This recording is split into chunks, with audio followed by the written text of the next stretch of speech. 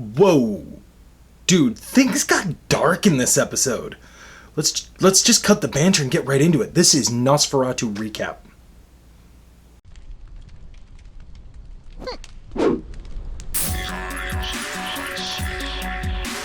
What is up, everyone? I'm Robbie from the Nerdynomicon, and you found the channel, man. You found where we're talking Nos4a2 for every single episode, every single week.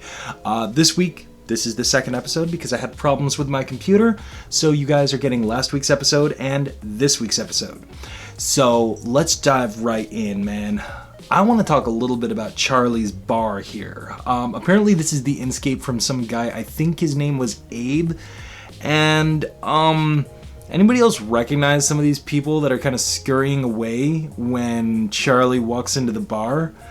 I kind of love the homage, because let's be honest, there's no way that is not an homage.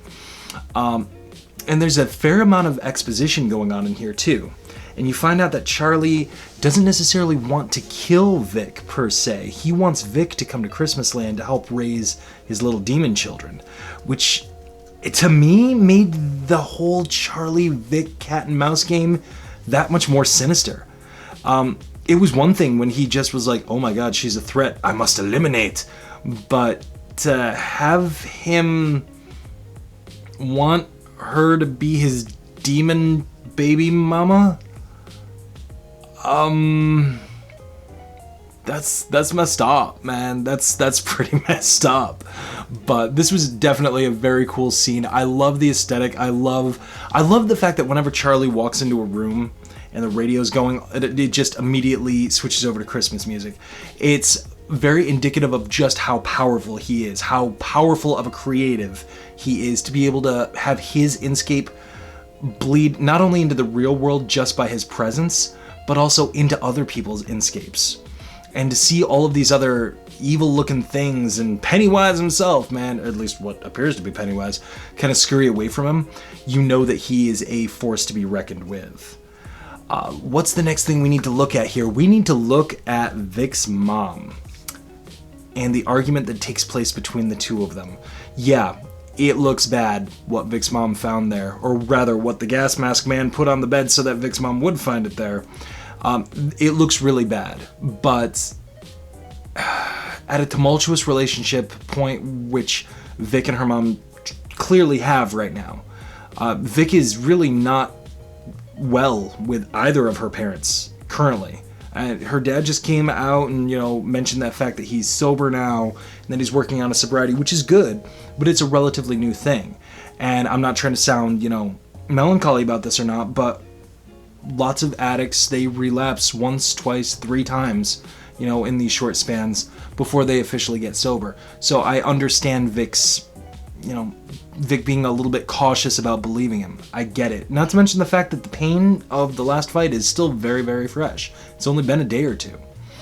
But Vick's mom and Vick having that fight, and Vick all but leaves the house with the stereotypical, if you leave this house, don't you ever think of coming back. You know what's happening.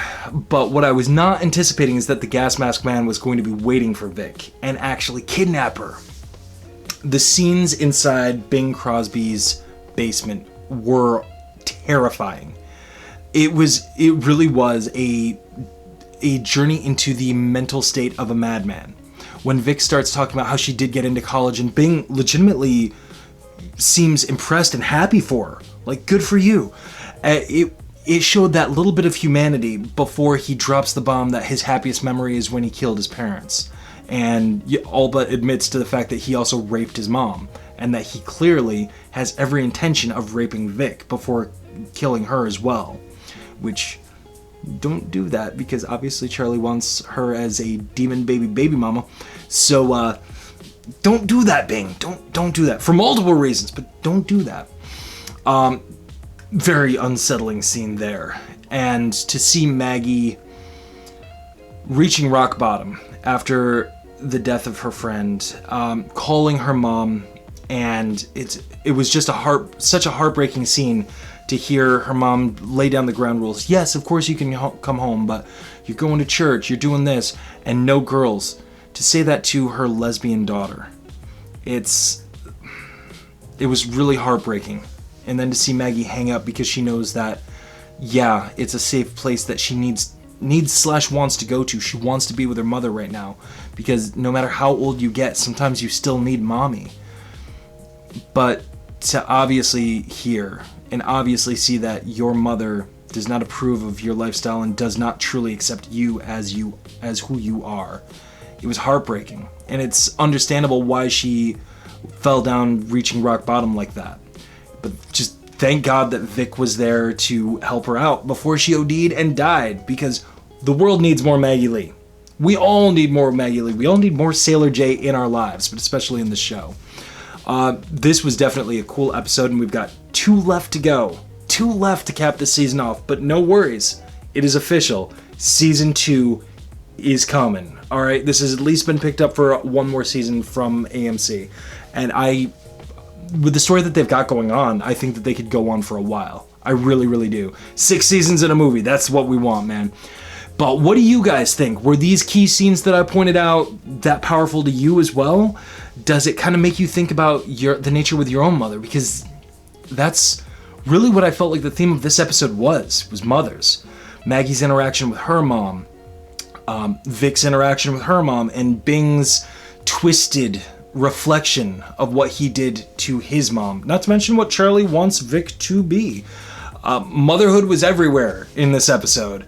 And this episode, unlike the previous one, it brought the horror, man. It brought those feelings of just discomfort to me.